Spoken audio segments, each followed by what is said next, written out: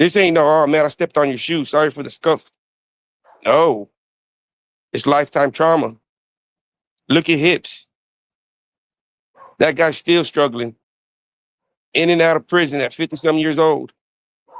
I'm glad I went to prison at a young age. 18, got out 20. I'm glad, I'm happy, man, because it showed me what was there waiting for me.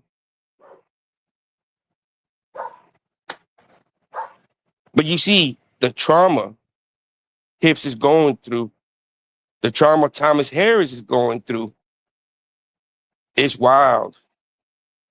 And anybody that says, oh man, all those people are scripted and it's fake, man.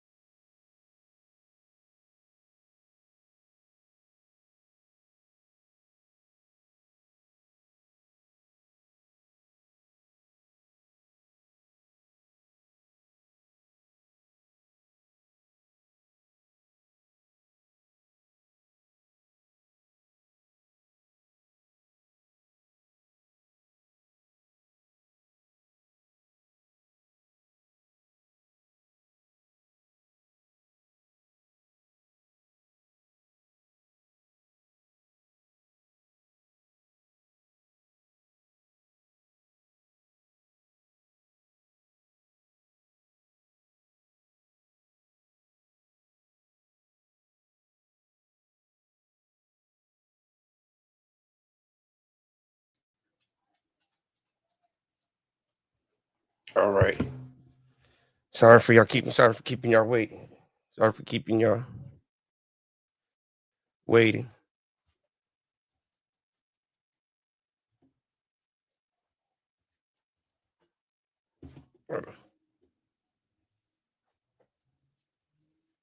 Because we got to hear from the horse's mouth. Real hard.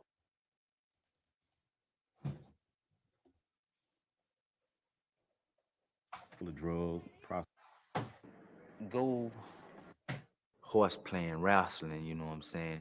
They might test you with touching him or messing with him, like he shouldn't have been. man, you meeting the guy, abuse him and dog him out. Cause it made me want to step up, you know what I'm saying, and be like a shield for him, you know. they might test you with horse playing, wrestling, you know what I'm saying? No real stand then, you know what I'm saying? Then they'll wind up, he'll wind up being a boy. If you go against, maybe what your man wants or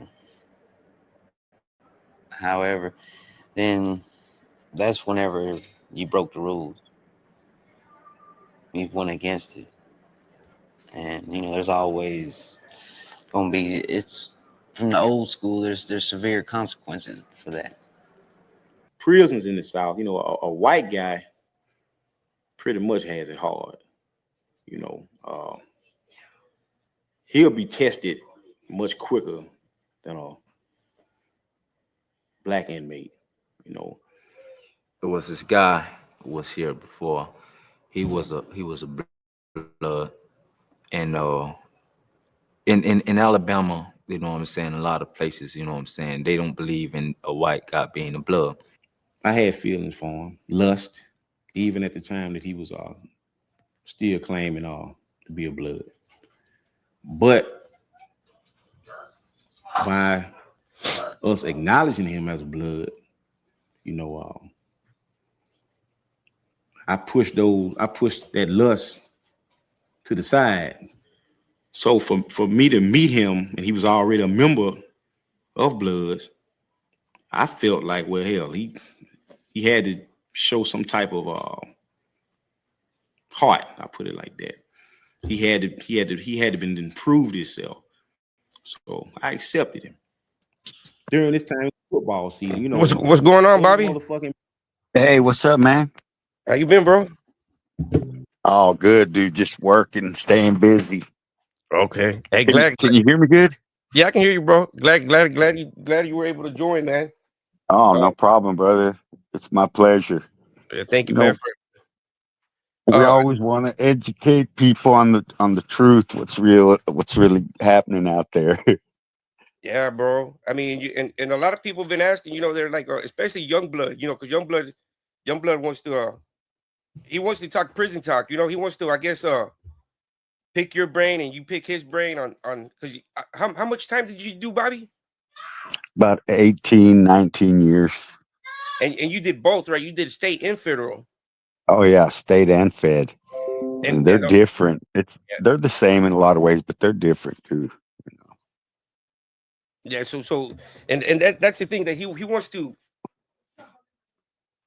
People want to hear y'all's interaction, man. Because you know people are interested in that prison talk, and you know, like I tell these Oh people, you yeah. know, a lot of people ask me like, how come you don't tell prison stories? You know, and I'm like, man, because look, I've only done 2 years, you know, prison time, you know, and then people don't understand how Texas works.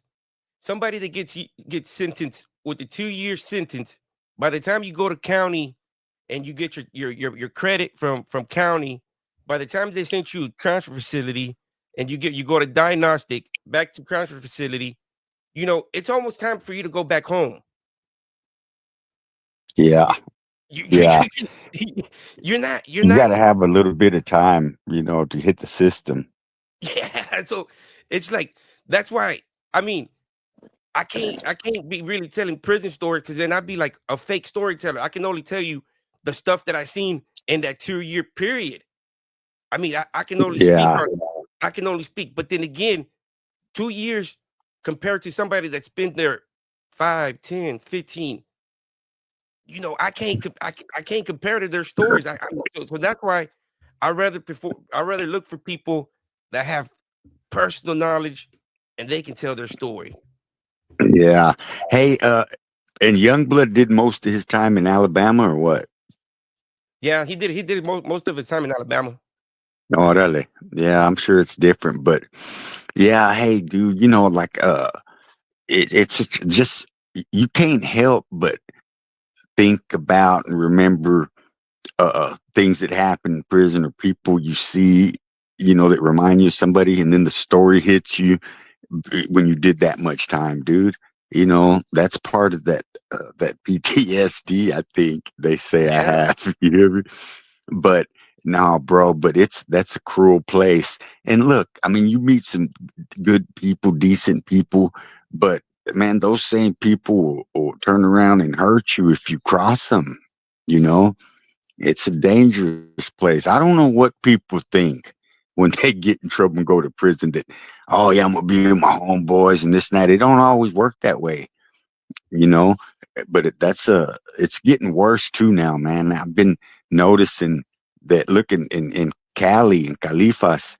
I know a bunch of dudes that did time in Califas, my uncle and them too, but they got the whole system locked down, man, because they're going at it, dude, with guards and inmates, you know? Oh, so yeah, I seen a lot of the channels on YouTube, and then I seen I watch a couple of them, and a couple of them were saying that they were on lockdown, but you know, the politics are over there are real different. You know what I mean? Because you have so many how can I say, you got one big old umbrella, and then you got so many people under one umbrella. All these street gangs are tied in to one umbrella. Like they have the Southerners and the Northerners, and then below that they have all the street gangs. So the politics are kind of. You still there, Bobby?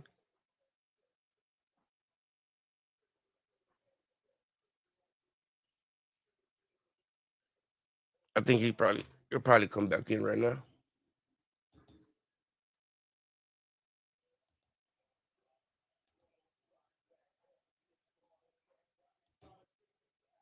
He'll probably come back on right now.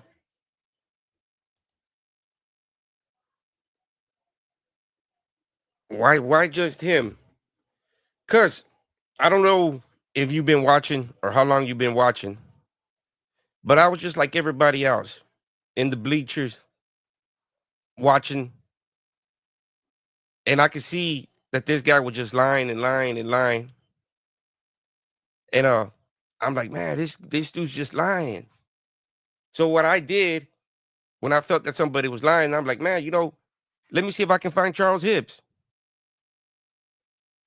I was able to find Hibbs. And once Hibbs told me a whole different story of what was going on, of what Mark was really doing, then that's when they started attacking me because they couldn't control the narrative any longer. Oh, what's going on, Bobby? Hey, what? I don't know what happened, dude. I don't know. Sometimes it kicks you out, man. Like maybe your Wi-Fi or your phone, because then uh all of a sudden you go silent, right? And I kick you out. So because I don't Oh, no, I don't hear you. I don't hear you no more. I don't hear you. oh, You go silent. okay. You go silent for like a few seconds, and I'm like, Bobby, and then Oh man. so what I do is I kick you out, and then And then hopefully I can just come you back log in. back in. Okay, cool. Yeah, I yeah, didn't know. See, I didn't know if I could do it or not, but I tried it.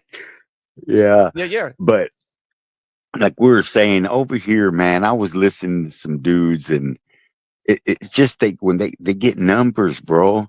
Of course, nobody's gonna just admit it that the only reason these dudes that are doing all this, and they're doing some stupid stuff too. There's here and there maybe something good, but stupid stuff.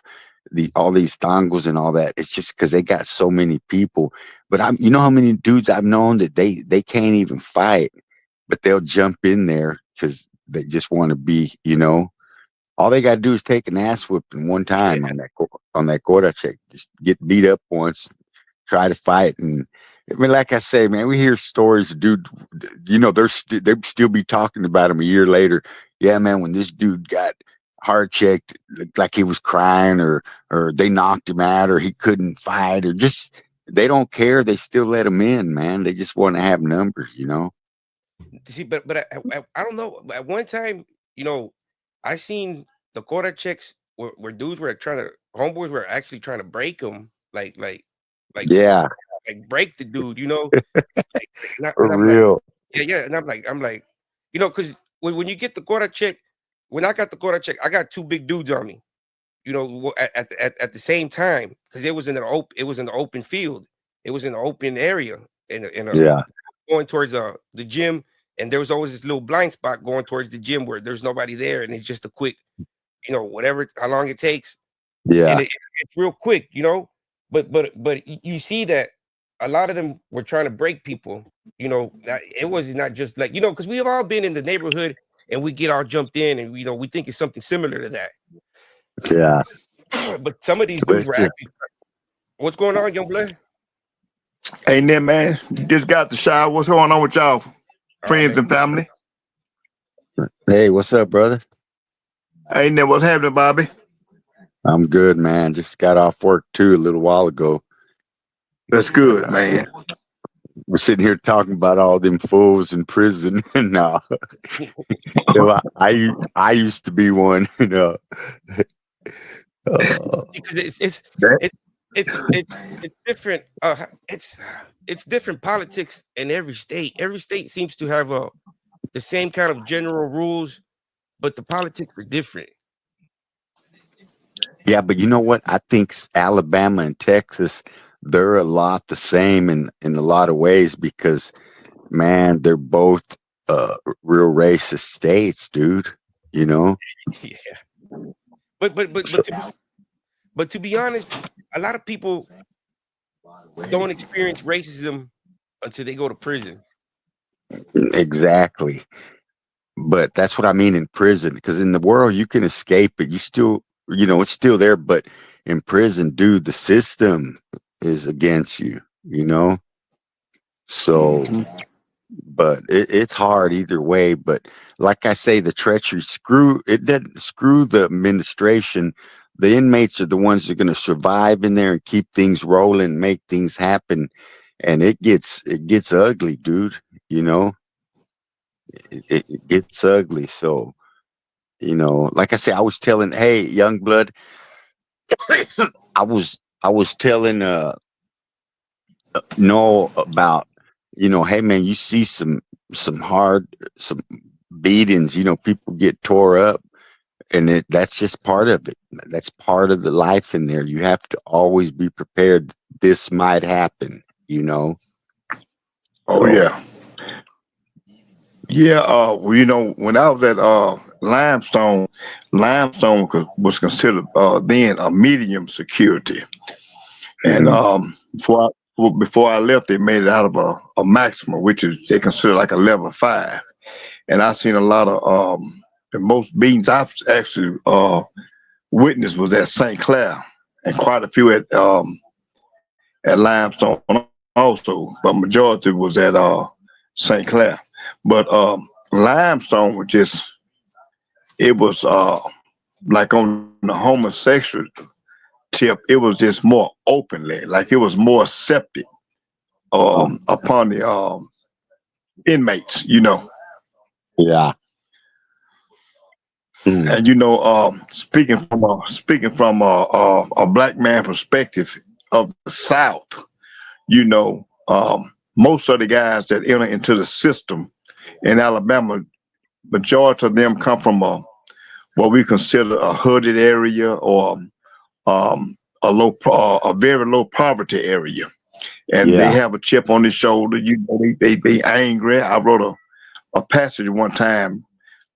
It was called a mean mug, and it was called a Hmm. mean mug because most guys walk around and they just mean mug, and what it is not that they trying to uh, get someone off of them, but they more likely just expressing how they feel within themselves. They really is Hmm. disappointed within themselves, low self esteem. So when you hear Hmm. this guy on this documentary speaks about how black men runs the prison, especially in the South, because like most of them they